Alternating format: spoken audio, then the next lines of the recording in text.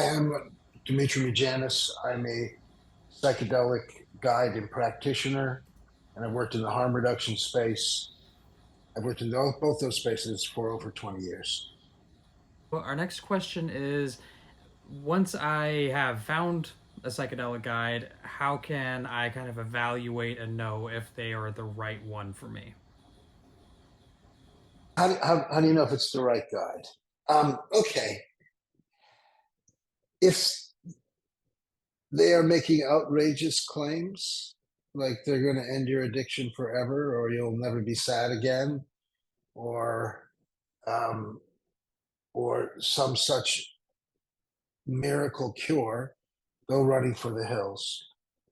Um, the other thing to look for, if they don't ask any medical questions at all, go running for the hills. If they have after speaking with you just a little while, if they have a pat answer for what's wrong with you, go running for the hills. Um, if they don't want to give you information, detailed information, and not willing to spend the time with you discussing detailed information about how and why they do something, that's not for you either. Um, and then, well, I'll say this that just like a therapist, the most important thing I believe is the relationship you have there, less so than the actual medicine or drugs themselves. So, what I would say is like, get a vibe for the person and ask yourself, is this somebody that I feel comfortable being this vulnerable with? And is this someone I want to spend 6 to 10 hours with? And then see if you can do some online research, check to see if they have any referrals, and go with your gut after that.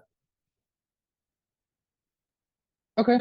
Awesome. So, I guess I'm just going to recap really quickly. So, there are a few warning signs that you listed. One is if they're promising miracles.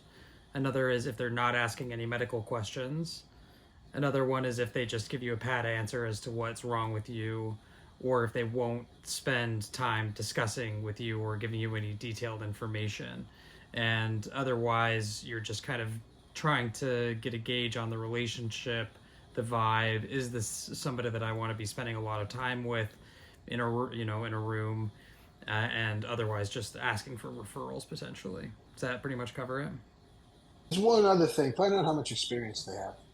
Hmm. Plenty of people who have gone to the jungle and they come back, or they went to a training program, or they just newly minted therapists, or they're old school therapists that are just starting out in this. Find out. I think that makes a difference. And you know what? One other thing: ask what would happen in the worst case scenario, what they would do.